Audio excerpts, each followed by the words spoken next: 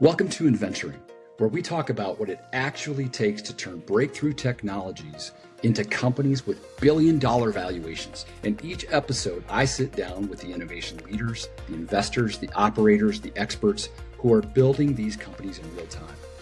This is INNVENTURING, the science of company creation. Okay, so picture this. You're the CTO of a large multinational. You've got a technology. Your team has spent 10 years and tens of millions of dollars proving it out. It works. The patents are clean. The market is real. And now you're trying to figure out the right path to actually get it out into the world. It's not a simple call. Business unit that would commercialize it, well, they're already fighting for capital for 3 other higher priority projects. The CFO is looking at the P&L and he's trying to figure out how to squeeze a smaller business inside of a bigger one. Your sales channel isn't set up for the customer or the product. The board obviously is focused on the core business. And the people who actually built the thing are either thinking about leaving and building it themselves or running it as a zombie project inside, just hoping nobody pulls the plug. But here's what nobody says out loud.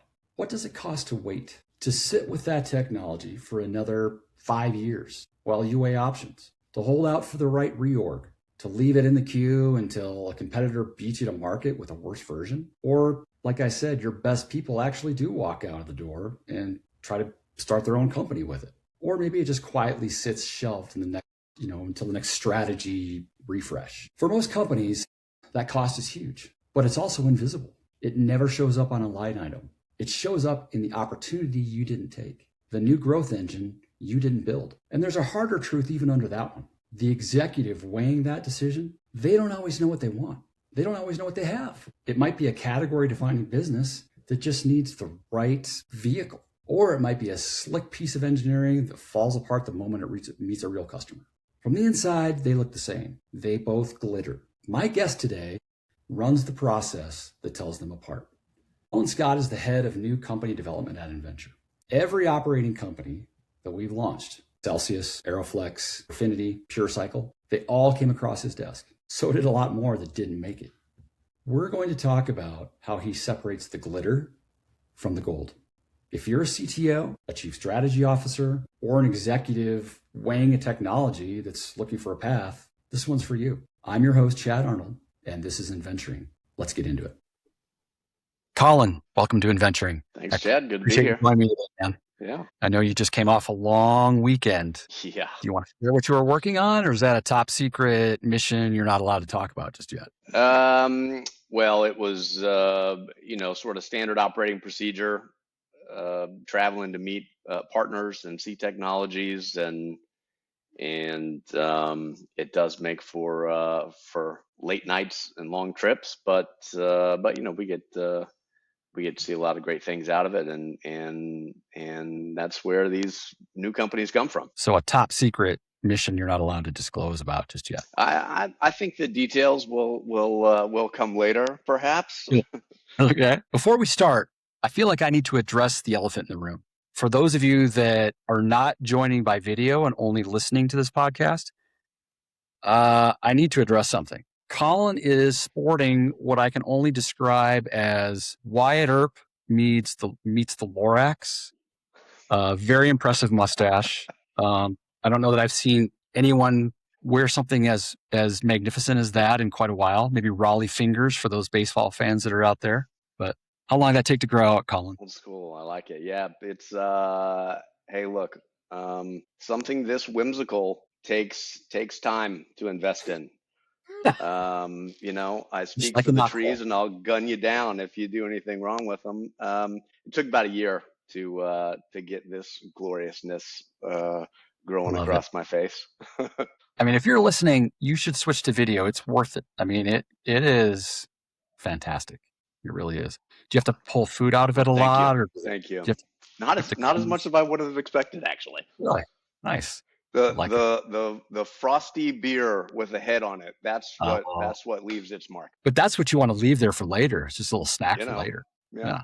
All right. Well, let's get serious. Okay. So head of new company development can mean a lot of things to a lot of people, depending on the company.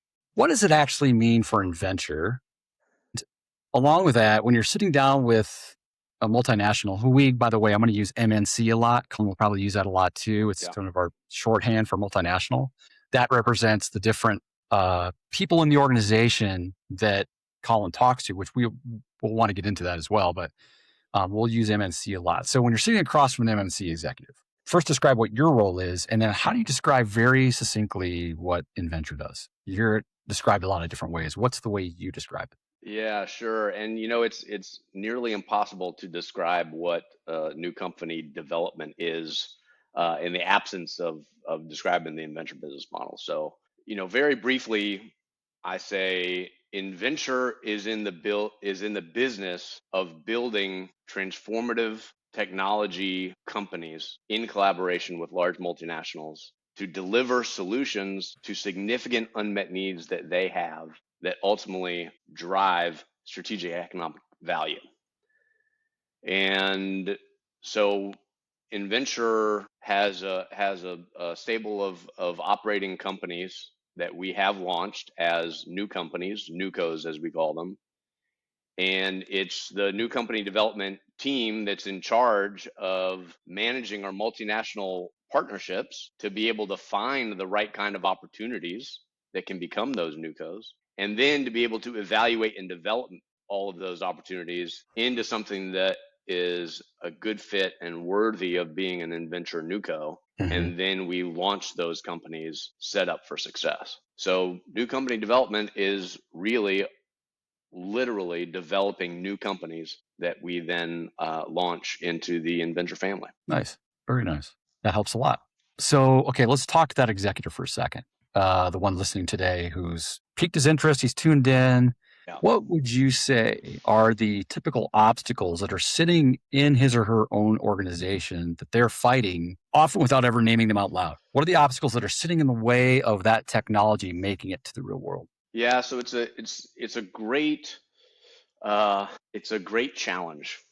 Many things that are under development, either within an organization itself or being funded externally, have many of the same challenges if they don't fit within a certain window. So, say if I'm talking to a CTO who has an R&D portfolio, probably a large portion of that is geared towards incremental improvements in existing products and product lines, maybe some product line extensions, maybe on the edge some market adjacencies. But all of the good ones also invest in these projects that are likely outside of the core, and probably specifically were invested in because there was a strategic need that was identified for them or someone in their ecosystem, like a customer. Okay. And there weren't otherwise good technical solutions to that problem. And so they start to develop it. And likely there's a really good R&D team on it, very smart people who are very clever in the way that they not only develop a technology, but prepare it to be a commercializable product that's well protected. And it becomes this sort of gem that you have.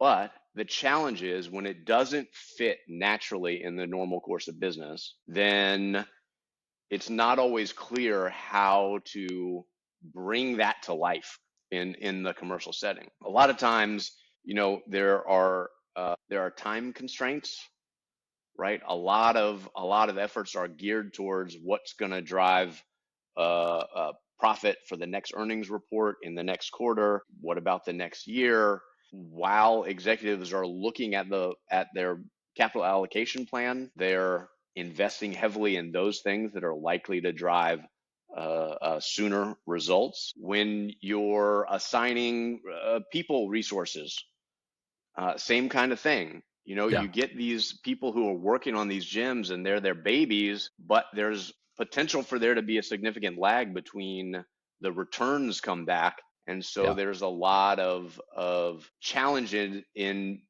maintaining the engagement of those people. And so especially they at may that not continue to have level, the right? budget. Yeah, What, especially that sorry? C-suite level, because they might their tenure is normally not long, Right. I and they got to mean, hit a home run while they're still there in their seat. exactly. And it's hard to make the decision for an organization to really step outside of their core Yeah. and Yeah. say, we're going to approach something differently. And we're going to invest time and money and people into something that is really, really early stage, Yeah. maybe has a completely different supply chain, maybe a completely different manufacturing base, maybe a completely different customer base. And so you can't leverage a lot of what makes that company so great to be able to ensure the success of this nascent opportunity. And that's in the context of a much larger organization. And so there are times if you're trying to internally foster something that's really potentially transformative, there's a loss of focus, a loss of budget, a loss of Yeah. people. And then your options are, do I try to, license it out to an incumbent in the space who may have similar challenges, who may see it as more of a detriment to cannibalize their own current business line, so they might just sit on it, Yeah. or if you try to commercialize it, it may disrupt something already in your partner channels or your customer channels, right? You don't want to compete with your customers, for instance. So there are all sorts of really smart reasons that companies don't try to commercialize it themselves Yeah. and have challenges finding some external commercialization path. I mean, certainly there are companies that do spin outs, and Oh, so they basically did we lose build him? an internal startup unit, and then they launch it externally. They assign a new executive management team, and those people are then responsible for going and raising money and operating and everything. But then you get into exposure to the venture capital portfolio management risk game, Yep. right? Where Yeah. VCs, rightly, who have fungible cash, distribute the cash across a large number of bets. And as some start to succeed and others don't, they redistribute that cash. But what our partner multinationals are investing and what we would be investing if we're the external commercialization partner is not fungible, right? They're investing the many years and the tens of millions of dollars and all the time of the people and maybe some assets, and they're investing their baby. Yeah. And we are investing ourselves. We are investing our time, our money and resources, and all of our back office support. And so we play a very different risk management game where we focus on managing the risk of every single opportunity that we Yeah. launch as a newco on an individual basis, not across a portfolio. So there are all sorts of challenges to either try to commercialize internally something that is potentially transformative, may not otherwise fit the core strategy. And there are all sorts of challenges when trying to externally Yeah. commercialize through various means. And that, I think, is where we come in. I mean, that's really why we exist, to help Yeah. opportunities like that see the light of day, because our expertise is crossing that valley of death. So, Colin, the executive sees all of this. They know it's stuck. There's, like you kind of described, a diagnostic framework for what they should be, looking at, asking themselves. But obviously they're trying to protect their asset. Maybe they don't see the value, but they're trying to protect the asset. We come in, we say, let us build a company around it. We want your crown jewels. But I would guess that when you present that to them, why would I give you my crown jewels? Is that what happens, or do they see the value that we can bring Yeah. to the asset? Yes and yes. Okay. So it is definitely hard to reframe from the existing mindset as sort of the inverse of the not invented here problem, Yeah. Yeah. where you have fostered something that is wonderful for so long and you don't want to let it go. Mm-hmm. But what you have to do is reframe to say what you actually want is not control of that technology. What you want is to have a strategic need solved that happens to be solved by a technology solution that you have developed. But unless you are able to ensure the highest probability of success for a new company built around that technology solution, you're never going to get the thing that you actually want. When it is Mm-hmm. not control of a portfolio of IP around a technology, what you actually want is the compelling economic value from having a strategic need solved. And so that's the way that we really sort of broaden the perspective and reframe the issue, because many times it's hard Yeah. when it's something that is really, probably if it's been developed because it addresses something important, it's got a high profile, it's been around for a while through Yeah. multiple tenures through the executive change process, Yeah. maybe survived a couple of reorgs, right? And it's hard to reframe the focus on having the North Star be the strategic value by having the solution to the need. And that's what we are able to really enable in Yeah. a way that has reduced risk and a path to accelerated success to deliver that Yeah. at scale for them. Okay, so the executive sees all of this, right? They face the question, they pick up the phone, make the call, it lands on your desk because that's where they mostly end up, is on your desk. Yes, yes, yeah. There's a foundational principle. I've talked about it in the past episodes, but I want listeners to hear it in your words, and you've danced around it, but I want to lead into this a little bit. Needs lead, technology follows. Can you unpack that and then walk us through how that played out with one of Innventure's operating companies? And I'm going to suggest that we talk about Accelsius. Sure, How sure. you saw them. Yeah, go ahead. Yeah, needs lead is definitely a foundational concept in new company development, and it drives not only the strategic outcomes that we're looking for from both the strategic partnership side and the DownSelect side, but also the activity by which we pursue those things. Mm-hmm. And it really is all about first principles thinking. That is, as a technical geek myself, is hard to switch from a perspective of this technology is so cool. Yeah. Look what it might be able to do. You see a lot of those, and I get excited. Yes, And then I Colin says I no. do. I do. I yeah.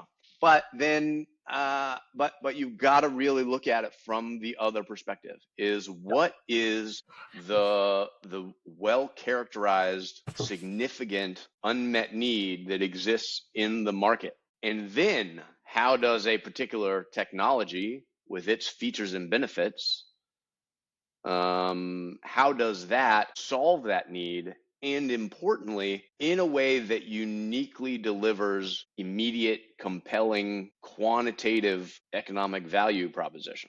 ICQVP. We talked about that. ICQVP, Dr. immediate, John Scott. compelling, quantitative Yeah. value proposition. It's very important that the perspective that we take is all about solving a need to drive new value. And it's not about developing a technology and finding a place to commercialize it. Which is what happens, Yes, right? so frequently, and Yeah. yeah, I mean, look, there's certainly it's an iterative process. Maybe you find that the need you thought that was there is not as important as another one, adjacent one that this We're gonna technology get to that. addresses better Yeah. anyway, Yeah. or Yeah. there's it's iterative, but at all times you really need to keep the perspective that you're not just commercializing a technology. You're launching a company to solve a need that drives strategic value. You're And always there's an very interesting, careful. You're always very careful to never just talk about the technology. You always use the phrase, Colin yeah, does, technology yeah, solution, because it's to even be considered an opportunity, and we're going to get to that, it's got to have that component. It's got to solve a need, right? yes, It's got to be yes. significant. Yeah. Yes, So I let's, may be overly pedantic about that, but it's so ingrained in me as a yeah. perspective that I don't care about technologies if they're not a solution to a Yeah. need that matters, that delivers value. Well, you've been doing it a So long time, and you know, the teams worked out what you need to be looking at. And I think it's important because we're very specific on what we're looking for. So Colin, let's unpack that a little bit. And then I want to get to other questions, but just really quick, Accelsius is solving a major need today. How did you see Yes. that in the process with DownSelect? Which, by the way, we haven't even mentioned the word DownSelect. So DownSelect, we're going to get to here in a second Yeah, as sure. the Sure. analysis that you use. So we'll get to that. But how did you quantify and see that market need? Which, by the way, if anybody's watched the latest, CEO call, we talked about how the pro forma you put together as part of the DownSelect process is still right on on point for where they began. Still They using it. haven't hardly changed it at all. So Yeah. we'll get into that phase of the DownSelect process. But that's pretty interesting. You guys saw this market need. You saw how it was going to progress. Yeah, it's progressed faster, but Yeah. you saw that coming. How did you see that coming? Well, it was really the underlying unmet need that was identified with the continuing massive growth of compute power and telecom equipment, bandwidth requirements, speed and power, all required to be accelerating massively to deliver on the massive growing demand for its use. And And I the want to be clear. challenge, I want to be clear. That was before ChatGPT. That was before AI really took off. yeah, and we were we We were ahead of it. this was definitely a fortunate um, tailwind for sure. I mean, we Yeah. launched Accelsius like 5 months before ChatGPT was Yep. publicly released. It's But even amazing. before then, the trends were clear Yeah. that power and speed It were was inevitable. It was a uh, thermal wall. Yeah. it was never going down, and the biggest barrier was what's called the thermal wall, is that you can't get any faster than what the heat being dissipated will allow the chips to continue to operate without having a thermonuclear meltdown. And at the time, industry standard was not a whole lot more sophisticated than my kids blowing on hot soup. Yeah. And, a new paradigm was absolutely required to be able Yeah. to manage the future growth expected from power density, heat density, per socket, per chip, per server, per rack. All of these things are now having such a density of heat generated Yeah. that air just won't cut it. And when you have a technology like Accelsius has now, that is a direct-to-chip two-phase cooling system that just absolutely leapfrogs Yeah. and enables a whole new category of high-performance compute. Yeah. I mean, we've got the tiger by the tail there. Yeah. Yeah, for sure. All right, let's stay on that for a second. Sure. Talk about data center cooling. It was a need, before most people saw it on the radar. So when you look out there today, I'm still going to try to get something out of you here that's, Uh-huh. Yeah. you know where I'm Good going. luck. When you look out there today, same lens, same filter, what's next? Are there any kind of macros that are, forcing a new wave of a new type of company out there like Accelsius is to data center cooling? Just what are some macro trends? What are you seeing as you talk to MNCs? What are the needs that just in general? I'm not asking you to give anything away, what's in the Yeah. pipeline, which we're going to get to Yeah. also. Yeah, it's a great question, and there are many of them that are exciting. And I would definitely say, one of the things that I'll preface this by saying, one of the things that I think are really important for INNVENTURE is a focus on deep industrial technologies that Yeah. are, physical technologies. We're building something to build something. Yeah. We're making things, and that takes capital. And I think it's a real moat for INNVENTURE to be able to have that kind of expertise to really reduce risk and accelerate success in Yeah. those category of technology solutions to scale. And I think those are the things where you look at what's moving fast Yeah. and what infrastructure is going to be needed to be able to enable the level of development that's projected. And there Well, and are I would still imagine, all sorts of those. Sorry, go ahead. You don't have to comment on this, but even a gentle Yeah. nod. I would imagine with the force of AI and all that's surrounding it, these macros that are forcing new companies to be created, new technologies to come out, are probably around that sphere in some respects. Yeah. You know, There are a lot for sure. right? Whether Yeah, it's down at the silicon level, yeah, you know, in advanced packaging, in testing, in servers and racks and building infrastructure and new architectures and you know, more optical communications incorporated and novel methods of compute. There are all sorts of really interesting opportunities to uniquely enable an acceleration and expansion of markets in and around yeah. you know, what I think is going to be a generational defining shift in business around AI and the infrastructure required to support it. Yeah. Yeah.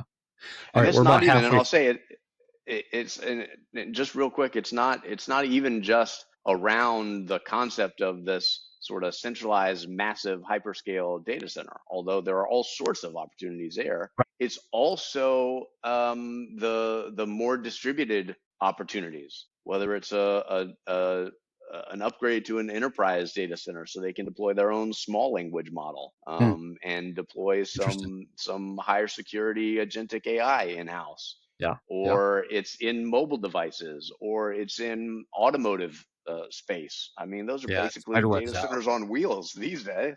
Yeah. So there are a lot of adjacent spaces that you might not necessarily think of that need the same kind of infrastructure support, that have Yeah. challenges that wouldn't have been there just a few years ago. That's great. Well, I've got a lot more questions and we're over halfway. So I'm going Okay. All to right. get to the point and then I'm going to move to the next question. I might have to cut you off because I want to get as much out of that brain in my hour that I have with you as possible. You're saying I talk too much. That's what I'm reading. No, right no, now. no. You got a lot I want to get out of there. So let's back up a second. So the partner side, you're talking to a multinational. What does a great partner look like? And what do they need to ask themselves before they, before you go, hey, yeah, these guys are ready to be a partner? Because there's probably a lot to think they are ready. They might give you stuff that you're not too excited about, or they might not be able to let go of stuff. Like, what are some of the, and you kind of hit on some of this, let's be quick, but I just want to make sure, like, if there's a C-suite executive sitting right here going, I don't know, are we a fit for Innventure? What would you tell them? Like, what's the diagnostic for that? Yeah, I think there are a couple of simple key elements. Okay. One is that they have got to have deep market understanding, and I'm going to start there because needs lead. Yeah. And two, they have to have a robust pipeline of technologies that can be solutions to those needs, right? So probably they tend to be companies that have a high R&D intensity Okay. compared to peers, right? They invest more in forward-looking technology development as a percentage of their income. And three, they have the strategic insight that they shouldn't be pursuing everything that might be possible, and therefore have a history of successfully commercializing with external partners. Successfully commercializing with external partners in some way, form, or fashion. So those are the things that are really important. And when companies have that, I guess an accurate view of themselves, that not everything that they build is appropriate for them to launch, and they're able and willing to work closely with someone to ensure it finds a success that's worthy of it, so that they ultimately get their need solved.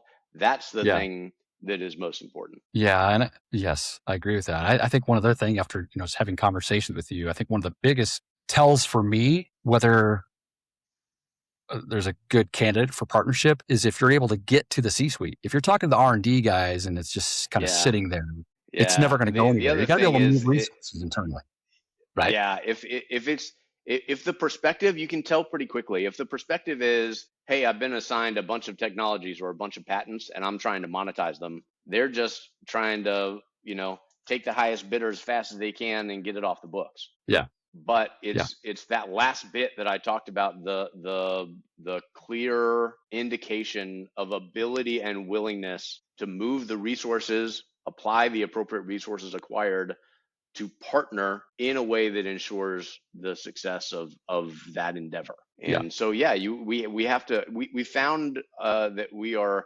elevating and broadening our relationships a lot recently, specifically for that reason. You got to be able to get to the right people who understand the strategic needs, understand how to be strategic about commercializing those technology solutions to those needs. Because what should be the driver is, again, the economic value that gets delivered back by having the solution now in the market and finding the right place, like INNVENTURE, to be able to ensure its ability to scale. Good. I've mentioned before, I mentioned in the intro, you're the one that sort of separates the glitter from the gold. When you're talking to these multinationals, what are we getting?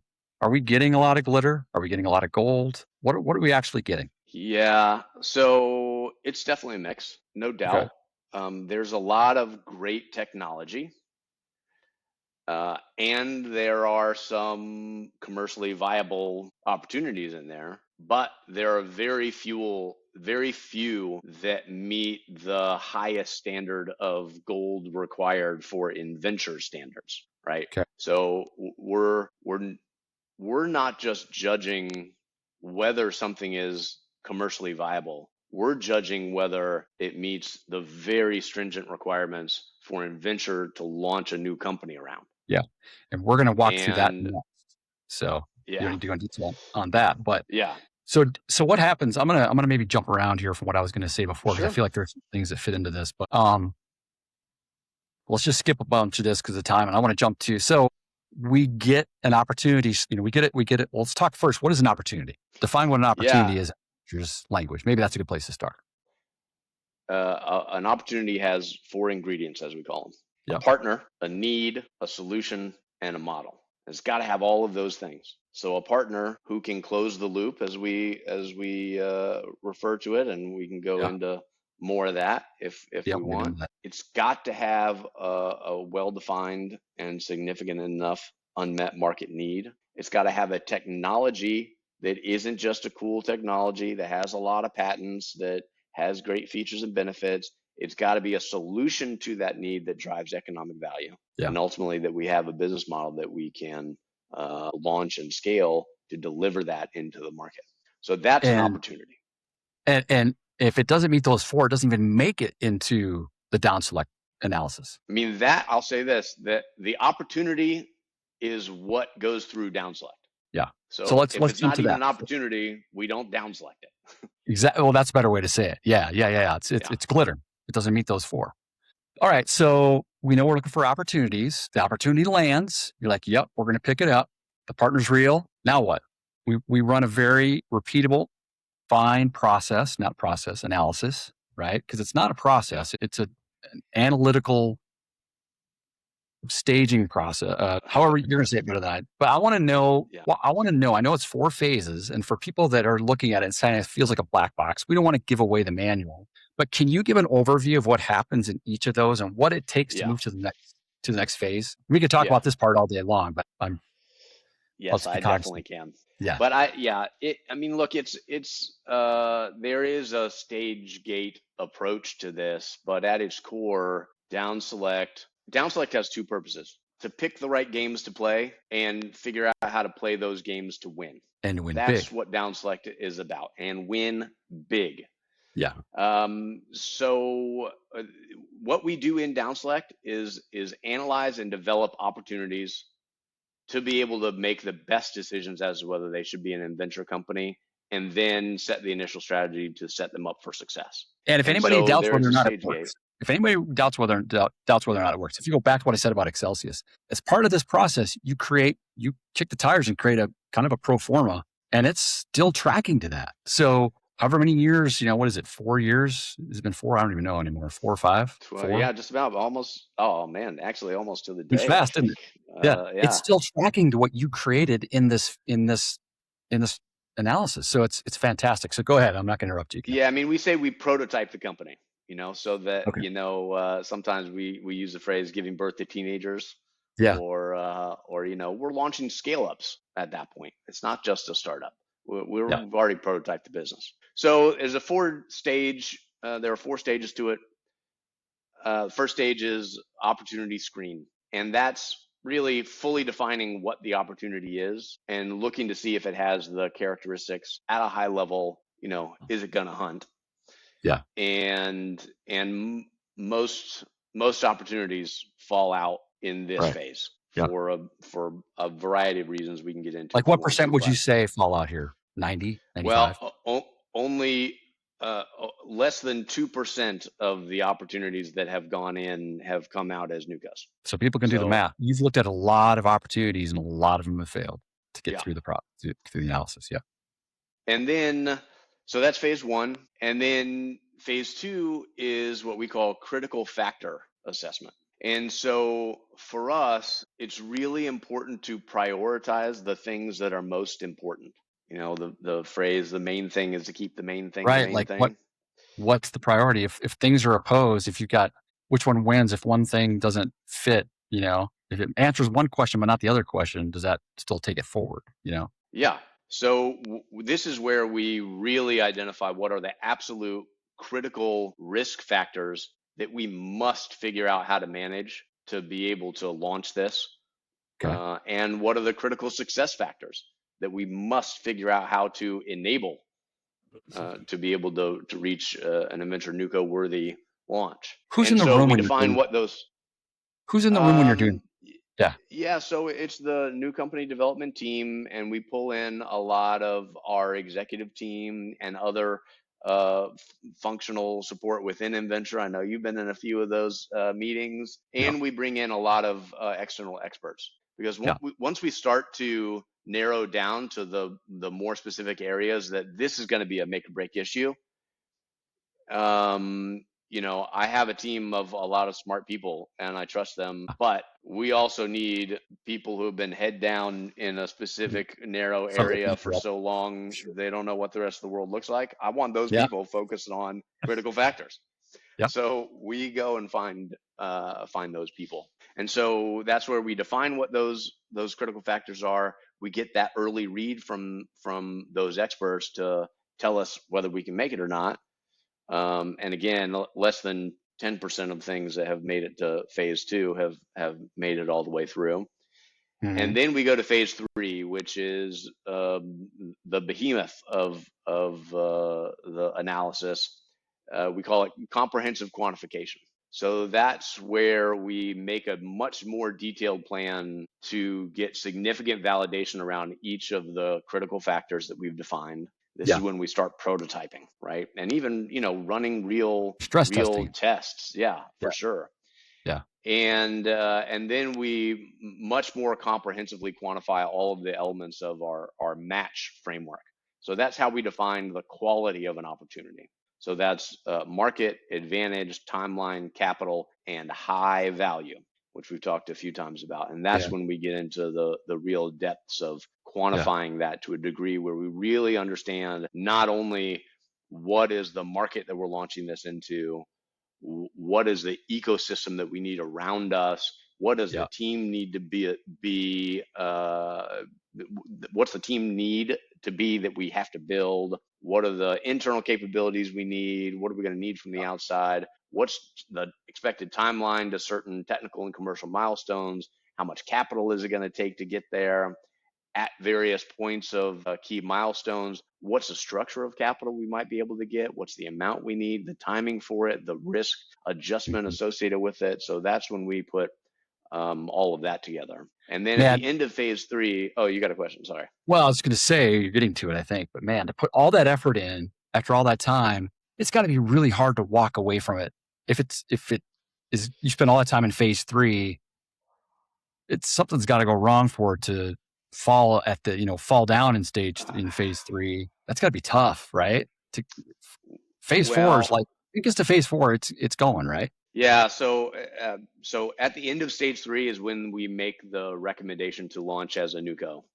Yeah. And we go through our executive committee and the board and get approvals, and only 25% of the things that have made it into phase three have made it to a new company. And that doesn't So trouble me in the least I was going to ask because you, does your team look at that as a it's failure? no, Okay. because the success for us is not the number of companies that we spin out. Yeah. It's the downstream ensuring the success of every one of our operating Yeah. companies to the Yeah. scale we're shooting for. That's The how cost of being Innventure wrong drives is the cost of being wrong outsized. gets much higher in phase four. Yeah, it's an asymmetrical risk, Yeah.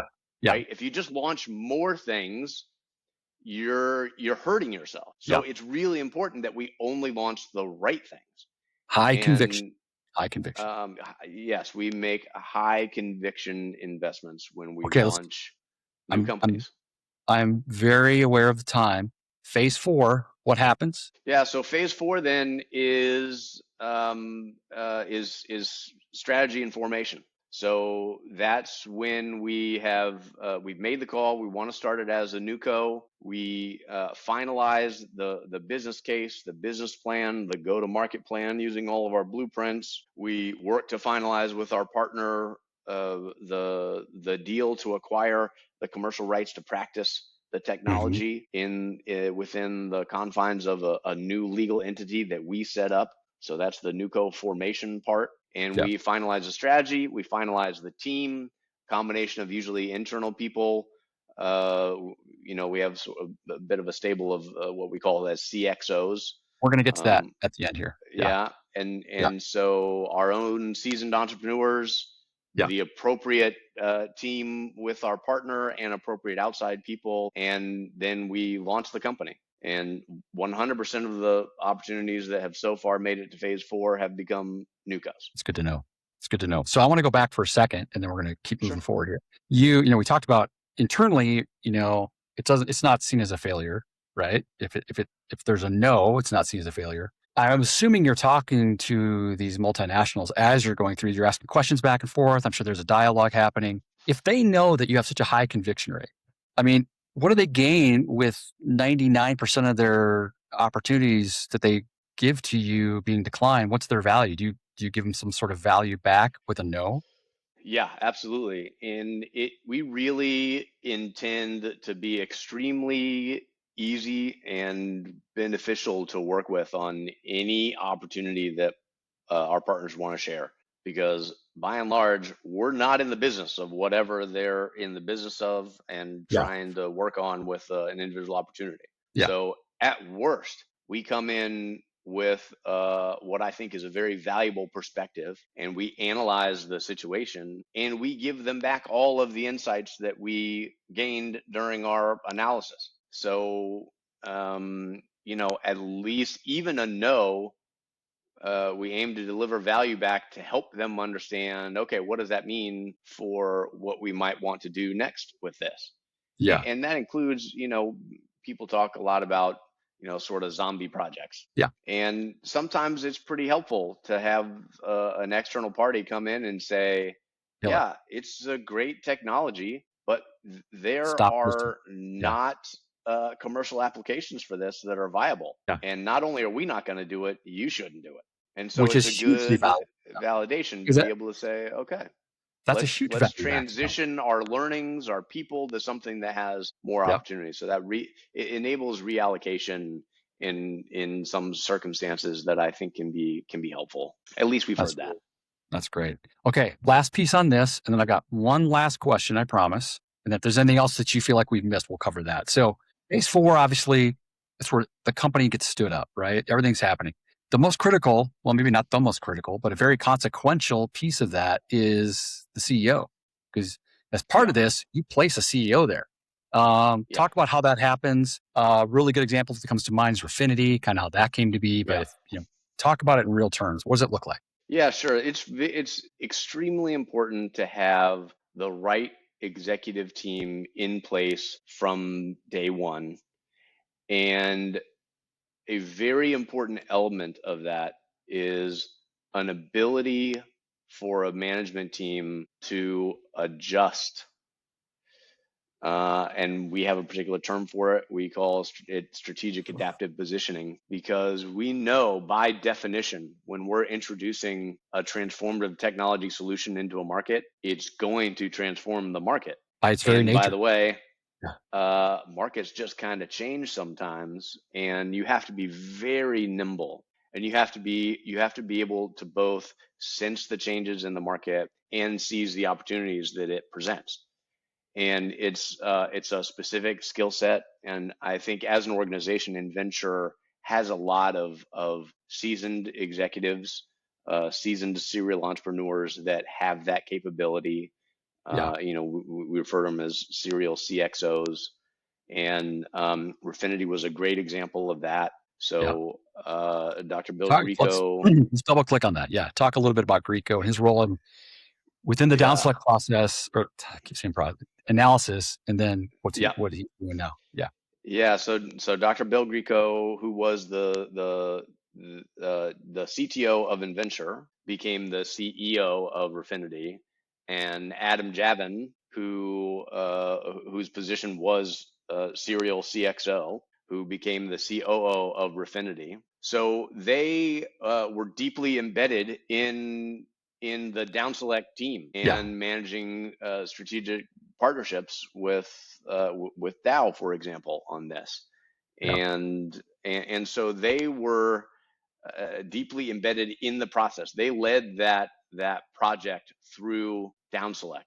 And so it was such a natural transition for them then to be the founding executive team of Refinity, who knew the opportunity inside and out. Both have extensive commercial experience in this space, and an extensive network, which is just as valuable as a key. And interestingly, not just for looking for customers, but for partners. And for employees, and the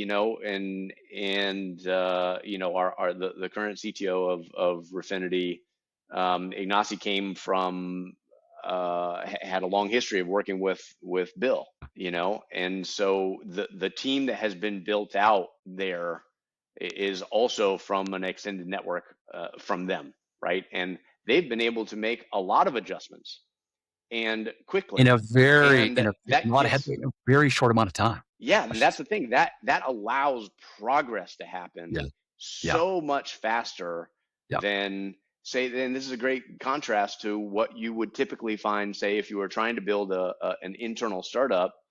An aircraft carrier doesn't turn very fast. So it's really important to have those early executives engaged as early as possible. But sometimes it also makes sense to bring in outside technical or industry as we did with Accelsius and engage them. And Accelsius is a great example, right? I mean, Josh Clayman, the CEO of Accelsius, we had him in before day zero, right? Before we finalized the deal. And one of our board members, John Hewitt, another great example. We had a team that was there and engaged in understanding the potential of the opportunity as we were finalizing the process to launch it, so that on day zero, not only do they have a dedicated team in place that has a deep understanding of the opportunity, soup to nuts, and the market, but then also, because of the way INNVENTURE operates, we have all of the functional support behind them so that they can focus on the most important things. Yeah, that's great. Okay, last question, and then you might have other things you want to talk about, maybe not, but this is my last question at least. 5 years from now, when you imagine the INNVENTURE pipeline, what is different about it than today? Is it? That's a good question. I know. I want to throw a curveball. Is it looking at things differently? Are you going to change the? Yeah, I mean, let's get into it. Talk about it. I think what we are going to find is that we are going to end up with a very solid stable of multinational corporate partners who have not only been able to recognize the value that we can bring to their innovation process, Yeah. but have already realized the value from it in a And way that, no, I was gonna say, and they know they have partners and will probably be able to speak, hey, this is what Innventure did for us. So a yeah, lot of the work will be off your yeah, new code dev team. It'll be, hey, we've got partners out there that are telling others about the great experience they had. even already, we have a number of relationships with multinationals who are direct referrals from companies that we've worked with, companies that we've started new That's codes awesome. with. And so we'll have our main stable who I Yeah. think are going to recognize and realize the value to the point where we're incorporated into a standard process with them. Interesting. And Yeah. and I think we'll be able to get that the key word of mouth that when people are talking about crafting their innovation strategies in large multinationals, a model like Innventure needs to be in your toolkit. Yeah. I think that's what we're going to see. We're going to see people Exciting. out there saying you need Innventure in your innovation toolkit. Yeah. That makes a lot of sense. That's exciting. Well, I'm through my list of questions. Is there anything that I've missed that you want to hit on before we leave? Oh, not that I can really think of. I mean, this was great. I could probably talk your ear off for Yeah. another 2 hours about all I sorts think we of may end up doing things another around episode this. here down the road, but there's a lot here. There's a lot more I want to get into, but I wanted to keep it to an hour as much as possible. But there's so much more Sure. we can get into, and I think Yeah. there's a lot to unpack there. And I think it's cool too. You know, we don't really make it a black box. We really want people to understand this is how we do it because it validates what we do. You know, it's not Inventure's Edge isn't the inventory of companies that we've launched. It's the discipline that you and your team and the whole organization puts into deciding which ones get built in the first place and separating that glitter from gold one phase at a time. Right. Yeah. Well, Colin, thank you for opening up the playbook, Yeah. so to speak. And thank you, the listener, for listening. If you want to learn more about Innventure or our operating companies, just head to ir.innventure.com and you can subscribe to Innventuring wherever you get your podcasts. We'll see you next episode. Thanks again, Colin. Thanks. Take care. Hey, if you have questions for us at Innventure, just feel free to reach out to us at letstalk@innventure.com, or you can just find us on our website at innventure.com. That's two N's, INNVENTURE.com. Thanks.